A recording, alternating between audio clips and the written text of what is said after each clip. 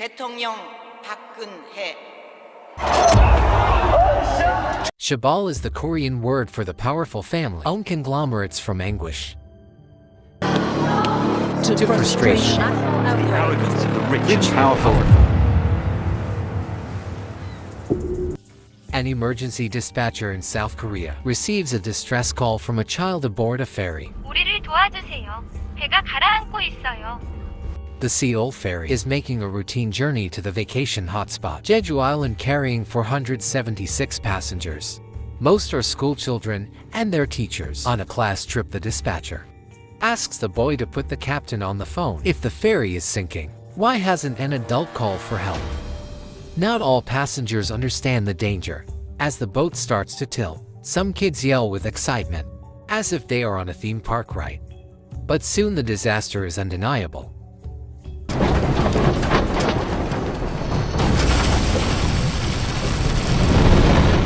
Panic breaks out shortly after the 6,800-ton vessel sinks.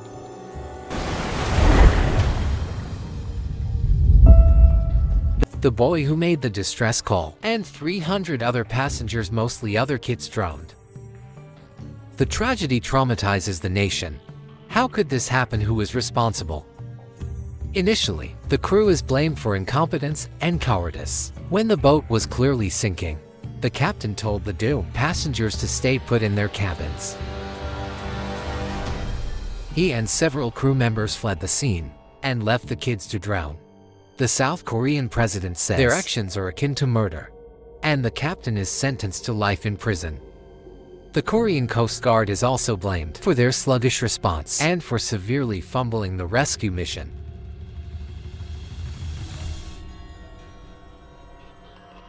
But then an investigation reveals that incompetence isn't the whole story. The ferry was more than twice as heavy as it was supposed to be. It had been illegally modified to halt more cargo. More cargo, of course, means more cash. The nation is outraged that someone so clearly prioritized profit over safety. Whoever owns the ferry needs to face the music.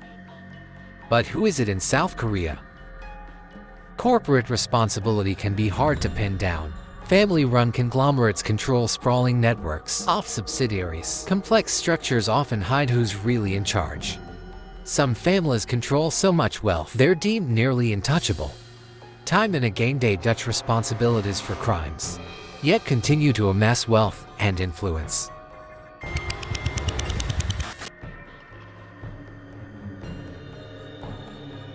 In this video, we will look at 3 of these families, including the one responsible for the ferry tragedy.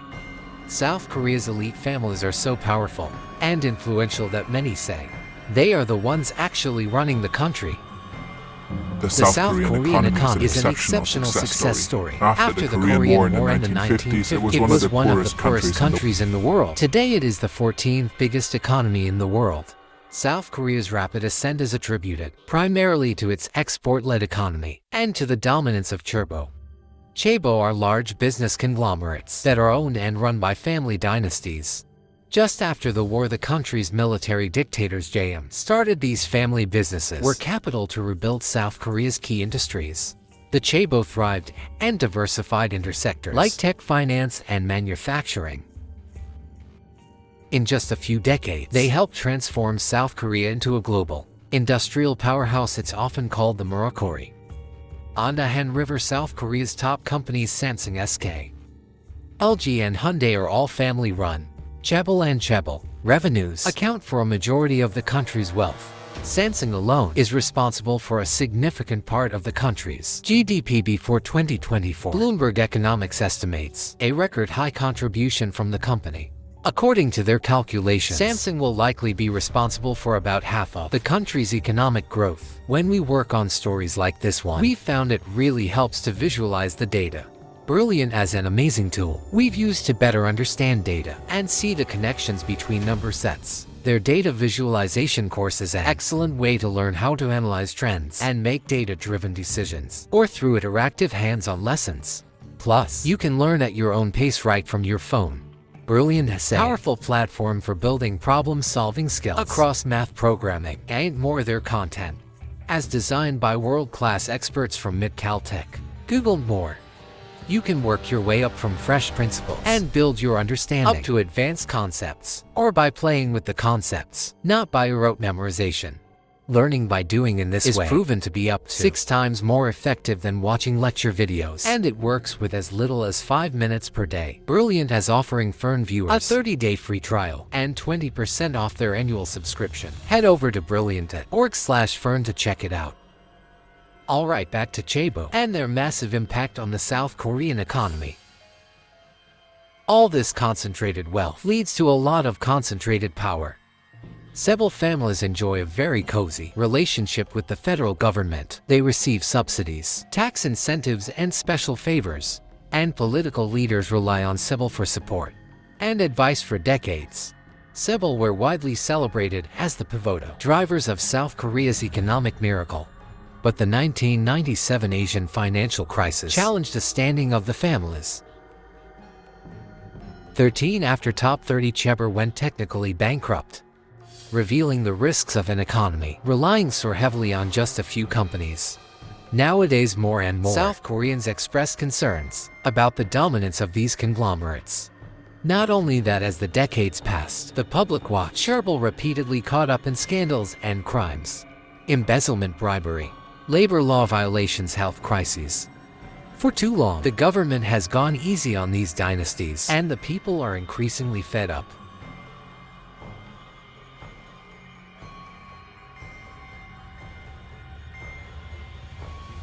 In December 2, 2014, Korean Air Vice President and heiress had their Cho had an infamous meltdown. It was over a couple of macadamia nuts. A flight attendant had the gal to serve her nuts in a bag instead of on a plate. Cho shouted abuse. She then called over the cabin crew chief and made him kneel to ask for forgiveness. Under her orders, the passenger plane returned to the gate, where the cabin crew chief was fired on the spot. If you're not Korean and you hear about the story, it might just seem funny or absurd. But in South Korea, it was fuel to the flame of growing public frustration. Yet another reminder of Chaebol leaders' arrogance and entitlement. They took their rage to social media and lather districts at first. Korean Air tried to downplay the incident. They released a statement saying that because Cho's executive role was to oversee cabin service, it was only natural that she would discipline an offending staff member. But people weren't having it. The public already had issues with the Korean Air dynasty and their shameless antics. A few years prior, Cho's brother was investigated for pushing an elderly woman. Her father has been convicted of tax fraud, and Cho herself was criticized for strategically giving birth to her twin sons in the US, which exempted them from South Korea's compulsory military service. Eventually, Cho tearfully apologized and resigned from her post. She was then convicted of violating aviation safety and abusing her power. She faced up to 15 years in prison, but was given a minimum sentence of 12 months. She only served 5 of those before judge reduced her sentence. The Chaebol's influence runs steep all throughout the government, even to the very top. Already in the 2012 South Korean presidential election, a key debate was on how to limit the power of these families. Park Geun-hye became South Korea's first female president.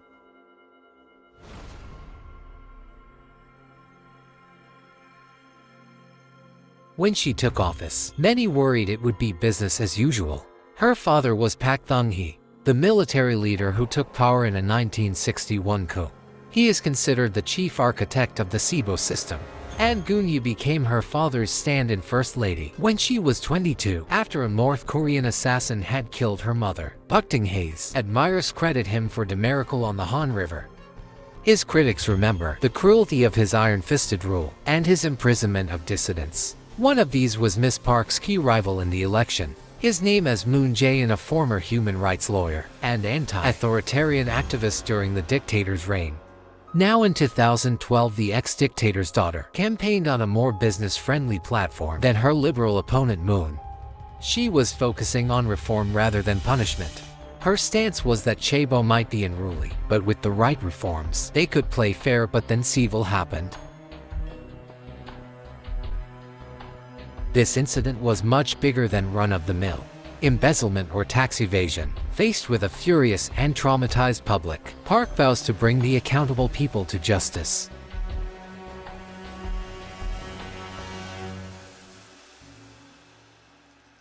After analyzing complex financial records, the Yu family is eventually found to own the ferry. The Yus are well known for their eccentric patriarch, a reclusive businessman slash cult-like pastor, slash aspiring artist named Yu Byung-on. The president says he and his family are the root cause of this calamity, and issues a warrant for their arrest. Byung-on keeps a low profile and is rarely seen in public. He's known as the millionaire with no face, and now he's nowhere to be found. President Park kicks off the largest manhunt in South Korean history. To find Yu, she mobilizes the military and nearly 10,000 police officers to raid the headquarters of the Evangelical Baptist Church of Korea, a religious sect that Yu co-founded in 1962. Yu is a charismatic and inspiring speaker. He was able to attract a substantial following and elicit substantial favors. By the 1970s, Yu's growing church became a money-making enterprise. He persuaded members to donate to or invest, and companies linked with the church. U.S. companies sold a wide range of products, from organic milk to auto parts to anima kits. These companies made Yu and his church very rich. At that time, South Korea was still poor, and money for investment was scarce. The government granted capital to only a select number of families, but Yu's approach of raising funds through evangelizing allowed him to rapidly grow his businesses, even without governmental support. By the 1980s, his business network was considered a mini chaebol. But then controversy hits. In 1987, 32 alleged members of Yu's church were found bound, gagged and dead in the attic of a factory near Seoul. The authorities ruled the deaths as a murder-suicide pact linked to debts they couldn't pay. After the victims' financial records were probed, money was found going to Yu. He was investigated for suspicion that he was behind the alleged suicides, but the charges were dismissed due to a lack of evidence. Nevertheless, courts did find evidence that he was using church members' money and properties to enrich his businesses. In 1992, was jailed for fraud. Once released from jail, Yu attempts to restore his image. He gets really into nature photography and starts exhibiting his work under the pseudonym Ahae. He pays top museums worldwide, like de Oliveira, to display his pictures, and tries to build a reputation as an art star who is rarely seen in public. While it appears as an effort to distract from the negative press, he also continues to be invested in various businesses. One of his more profitable ventures, U.S. This shipping company. At least $3.8 million went directly to the Yu family. It's the same company that owns and runs the Seville ferry. 2 months after the ferry sank, Korean police raid Yu's compound. Hundreds of sect members are protesting the raid and attempt to build a blockade. A large banner reads, "Will protect Yu Pyongyang," even if 100,000 church members are all arrested. Helicopters swirl overhead. Some cult members threaten to fight the police. Others vow to die as martyrs. But after combing the massive compound, the cops leave empty-handed. They don't know it yet, but Yu is hiding in a secret closet, 300 kilometers away in his holiday home. A few days after the raid, and 18 days after Yu was last spotted, a farmer finds a dead body face up in an orchard. It's in an advanced state of decomposition, almost skeletal. It's at first impossible to tell who it is. The corpse is wearing expensive Italian clothes and is surrounded by bottles of rice wine, a bottle of shark liver oil, and a book written by Yu. After a 3-day autopsy and over a month of investigation, authorities confirmed that it is indeed Yu. A cause of death is never determined. More and more damning evidence keeps coming out about the government and the ferry. Auditors discovered that Coast Guard officials apparently turned a blind eye to the ferry's glaring safety problems after getting courted by youth shipping company over drinks at lavish dinners. Some admitted to letting the ferry pass through inspection points, only guessing from a distance whether the ferry was overloaded. A major factor in its excessive weight turned out to be a marble art gallery on board. Yu personally insisted on adding it to display his artwork on the ferry. One man's greed had sunk to sea-volume ferry. And as more and more South Koreans were starting to believe the government's negligence had let it happen. Some Korean families like youth are wealthy enough to convince government employees to turn a blind eye to their misdeeds, like fudging ferry inspections. But the really powerful ones can command much more than that. And one family holds truly unmatched power, casting a shadow over all others.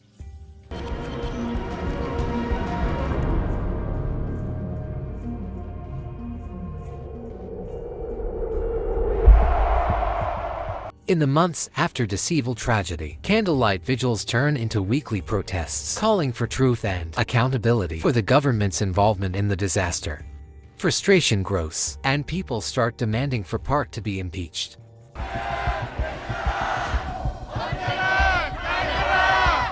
The government cracks down hard. In response, police use water cannons and pepper spray on thousands of protesters. Authorities illegally collect intelligence on mourning families in order to suppress anti-government protests. But anger and frustration continue to grow. And in 2016, another huge scandal erupts. It reveals that President Park is most certainly not the leader who will reign in chaebol power. In fact, she's especially cozy with South Korea's most powerful chaebol families illegally cozy. President Park is found entangled in a web of backroom deals with leaders of Samsung and other corporate executives. Park accepted substantial bribes in exchange for governmental favors. Samsung made a $36 million donation to her best friend's nonprofit, which Park rewarded by greenlighting a controversial merger. This merger gave the Samsung family even more control over the country's most powerful chaebol. The head of the family is Lee Jae, often called the Crown Prince of Samsung. The bribery scandal toppled Park's presidency. P. Tungwin. She was the first ever president of South Korea to be impeached. She was sentenced to 24 years in prison and fined $17 million. Lee Jae was also arrested and sentenced to 2.5 years. Park is succeeded by Moon Jae-in. He promises not to pardon anyone convicted of corruption. But the influence of Samsung and Lee Jae proved difficult to curb. Moon ends up pardoning him. After just 1 year, the new president admits that those who condemn Lee's crimes are in the right, but that the nation needs him. The economy relies too heavily on Samsung to have its leader in jail. With so much power, Lee Jae is effectively above the law. And in some ways, this pardon was just business as usual. Lee's father had also been convicted of bribery and fraud in the 90s, but hadn't served a day off his sentence. A 2020 poll recorded 70% of the public approving the decision. Experts say it's because people fear an economic downturn. They believe if Samsung does well, South Korea does well. Lee continues to occupy a top position at Samsung. Now as CEO of Samsung Electronics, he's also the country's richest person. Already before President Moon unexpectedly pardoned the former President Park after she served 5 years of her sentence. The reason he gave was to promote the people's unity. The dictator's daughter and the crown prince of Samsung both walk free, and while many everyday South Koreans express frustration with corruption, chaebol still hold considerable appeal there. By far the most desirable places to work, top chaebol offer much higher wages than regular companies. Every year, over 200,000 South Koreans scramble to apply for Samsung. As long as South Korea's wealthiest families control so much of the country's economy, the question remains if real reform is even possible.